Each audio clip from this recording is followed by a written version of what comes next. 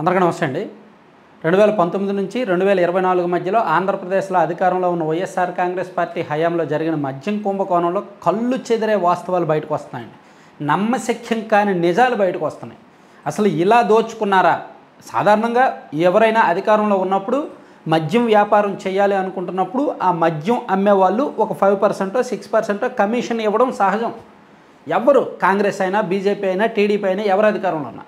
కానీ వైసీపీ అధికారంలో ఉన్నప్పుడు ఏంటంటే మాకు 6% చాలదు, మాకు 20% కావాలి, 12% కావాలి, 15% కావాలి, మేము అడిగిన కమిషన్ ఇస్తావా ఇవ్వకపోతే నీ బ్రాండ్ మా రాష్ట్రంలో అమ్మొద్దు అని అంతగా వాళ్ళని బెదిరించి కేవలం ముడుపులు ఇచ్చిన కంపెనీలకు మాత్రమే ఆర్డర్లు ఇచ్చి ముడుపులు ఇవ్వని కంపెనీలను కొన్నింటిని వెళ్ళగొట్టి ఇంపీరియర్ బ్లూ విస్కీ కావచ్చు, అలాగే రాయల్ స్టాగ్ అనే విస్కీ కావచ్చు, అండ్ కింగ్ ఫిషర్ బీర్లు కావచ్చు, బడ్వైజర్ బీర్లు కావచ్చు. మీకు గుర్తుందా 2019 నుంచి 24 మధ్యలో ఇవేమీ కూడా ఆంధ్రప్రదేశ్లో దొరకలా. ఎందుకంటే వీళ్ళు కమిషన్ ఇవ్వడానికి ఒప్పుకోలేదు కాబట్టి వీళ్ళని వెళ్ళగొట్టారు. వెళ్ళగొట్టి వాళ్ళ బ్రాండ్లు దించుకున్నారు. సరే, ఈ మొత్తం స్కామ్ అందరికీ తెలిసిందే, మన కళ్ళెదురుగా కనిపిస్తున్న నిజాలే, నమ్మశక్యంగా అనడానికి ఏమీ లేదు. అయితే వీళ్ళు ఆ ముడుపులు ఏ విధంగా క్యాష్ చేసుకున్నారంటే వీళ్ళ అకౌంట్లోకి ఎలా మళ్లించుకున్నారంటే కొన్ని షెల్ కంపెనీలు సృష్టించారు, కొన్ని దొంగ కంపెనీలు సృష్టించారన్నమాట, డొల్ల కంపెనీలు. దానికి డైరెక్టర్లుగా ఈ ముంబై, థానే, పూణే ఆ ఏరియాలో అంటే మహారాష్ట్రలోని కొంతమంది అనామకుల్ని గుర్తించి ఎవరో ఈ మద్యం కుంభకోణంలో నిందితుడిగా ఉన్న ఒక వ్యక్తి ముంబై, మహారాష్ట్ర చుట్టుపక్కల వెళ్ళి వాళ్ళకి తెలిసిన వాళ్ళని ఎవరినో పరిచయం చేసుకొని అక్కడ ఫైనాన్షియల్ ఫ్రాడ్స్కి, ఫైనాన్షియల్ స్కామ్స్కి ఆ ఏరియాలో తిరిగే ఉండదన్నమాట. సో వస్తారు. ఇప్పుడు బీహార్, ఉత్తరప్రదేశ్లో అయితే కిరాయి బ్యాచ్లు, కిరాయి రౌడీలు, సుపారీ గ్యాంగులు ఉంటాయి. ఢిల్లీ అటువైపు అయితే గ్యాంగ్స్టర్లు ఉంటారు. ముంబైలో ఆర్థిక నేరగాళ్ళు ఎక్కువగా ఉంటారు, ఆర్థికపరమైన లావాదేవీలు ఎక్కువగా చేసేవాళ్ళు ఉంటారు. సో అక్కడ వాళ్ళని ఎవరినో పట్టుకొని అక్కడ అనామకుల్ని గుర్తించి వాళ్ళకి పాన్ కార్డు, ఆధార్ కార్డు, వాళ్ళ సంతకం తీసుకున్నారు. వాళ్ళకి చెరో 5,000, 15,000, 10,000 అలా ఇచ్చి 17 షెల్ కంపెనీలు సృష్టించారు. ఆ 17 షెల్ కంపెనీల్లో కూడా ఉదాహరణకి క్రిపటి enterprises, Malishka gold and jewellery, Newmount gold jewellery, Craze King enterprises, కీరాజ్ ఎంటర్ప్రైజెస్, కియాలైట్ మల్టీ వెంచర్స్, ట్రిఫెర్ ఎంటర్ప్రైజెస్, ఇట్లాంటి కంపెనీలు అనమాట. వీటితో పాటు ఉదాహరణకు ఈ కీరాజ్ ఎంటర్ప్రైజెస్ ఉంది కదా, ఈ కీరాజ్ ఎంటర్ప్రైజెస్లో ఉన్న డైరెక్టర్లు రాజేష్ అండ్ శంభులాల్. అంటే ఈ కంపెనీలు అన్నింటిలో కూడా వీళ్ళు పర్మనెంట్ డైరెక్టర్ని ఎవరిని పెట్టలా. ఫస్ట్ ఒక 2 డైరెక్టర్లుగా పెట్టారు. ఆ 2 ఆ కంపెనీలోంచి తీసి వేరే కంపెనీలోకి పెట్టారు. ఈ 2 ఆ కంపెనీలోంచి వేరే కంపెనీ. అంటే ఆ 2020లో 2020-21లో ఈ కంపెనీలు ఎక్కువగా ఎస్టాబ్లిష్ అయ్యాయి. ఆ తర్వాత డైరెక్టర్లను మారుస్తూ వచ్చారు. ABCDE అనే 5గురిని వేరే కంపెనీలోకి, అలాగే XYZ అనే వాళ్ళని వేరే కంపెనీలోకి, అలా మారుస్తూ ఈ 17 కంపెనీల్లో డైరెక్టర్లను మారుస్తూ వచ్చారనమాట. ఆ 4 ఏళ్ళు కూడా అలా వాడుకున్నారు వాళ్ళని. ఏమనంటే పాన్కి, ఆధార్కి, సంతకానికి డబ్బులు ఇచ్చాం కదా, నీకేం ఇబ్బంది ఉండదో, అంతా మేము చూసుకుంటామని. అక్కడ ఏముంది, పేదరికం లేదా దీని విలువ తెలియని వాళ్ళు చాలామంది ఉంటారు అక్కడ. సో అటువంటి వాళ్ళని గుర్తించి వాడుకున్నారనమాట.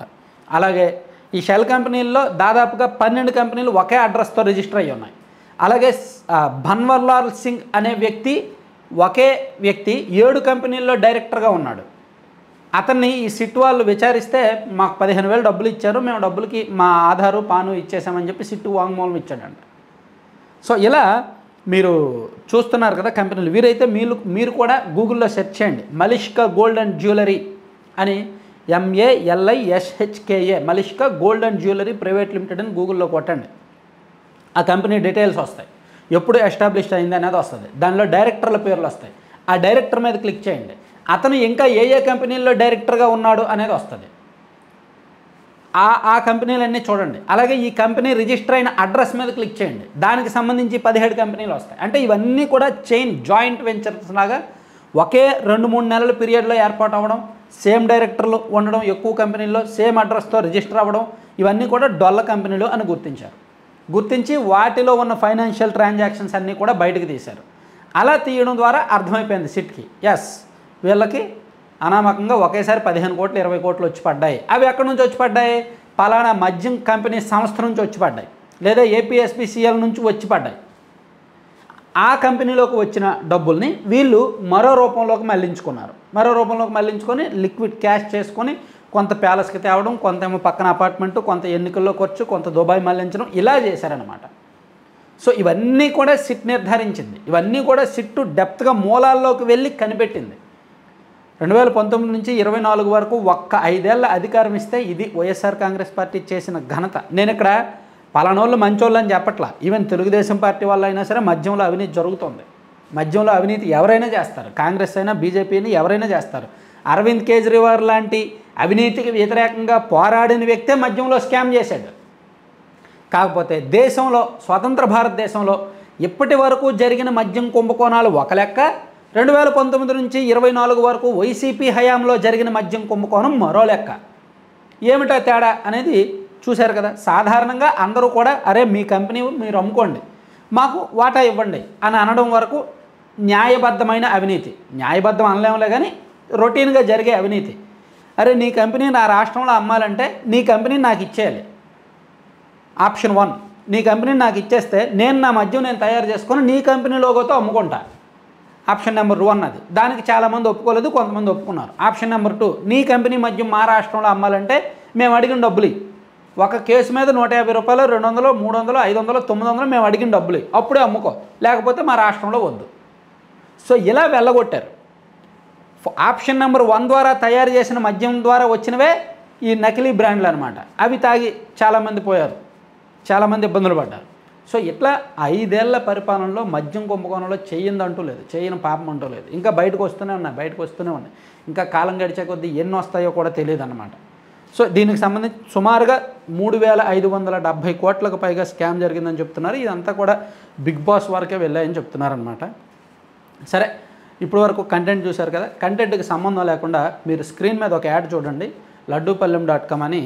ఇది ప్యూర్లీ ఆర్గానిక్ ఇంగ్రీడియంట్స్, అంటే జాగరీ పౌడర్ కొన్నింటిలో వాడతారు, కొన్నింటిలో అసలు బెల్లము షుగరు ఏమీ లేకుండా డేట్స్ పౌడర్తో చేస్తారనమాట. సో ఒక 20 రకాల లడ్డూలు ఉంటాయి. షుగర్ ఫ్రీ లడ్డు కానీ, మఖానా కానీ, బాదం, జీడిపప్పు, కొర్ర, సజ్జ, జొన్న, వీటితో పాటు పిల్లల కోసం ప్రోటీన్ పౌడర్ ఉంటుంది. ఇప్పుడు పిల్లలు మనకి ఎదిగే పిల్లలు ఉంటారు, ప్రోటీన్ పౌడర్. దీన్ని బాదం, జీడిపప్పు అండ్ మఖానా లడ్డుతో కలిపి మఖానా పౌడర్తో కలిపి చేస్తారు. పాలలో కలుపుకొని తాగొచ్చు. అలాగే డ్రై డేట్స్ పౌడర్ కావచ్చు. సో వీలైతే laddupalem.com అనే వెబ్సైట్ విజిట్ చేయండి. అండ్ 9997839994 అనే నెంబరు కాంటాక్ట్ చేయండి. వాట్సాప్లో మెసేజ్ చేయండి. మీకు ఏం కావాలో అది ఆర్డర్ పెట్టండి. మేబీ 2 తెలుగు రాష్ట్రాల్లో కూడా 4,000కు పైగా అమౌంట్ అయితే మాత్రం ఫ్రీ డెలివరీ ఉంటుంది 2 తెలుగు రాష్ట్రాల్లో. సో ప్యాకింగ్ కూడా బాగానే ఉంది. రివ్యూస్ కూడా 90% మన సబ్స్క్రైబర్స్ పాజిటివ్ రివ్యూస్ ఇస్తున్నారు. అందుకనే నేను ప్రమోట్ చేస్తున్నాను. సో మ్యాక్సిమం ట్రై చేయండి. ఒకవేళ నచ్చితే కనుక మళ్ళీ ఆర్డర్స్ ఇవ్వండి. Thank you.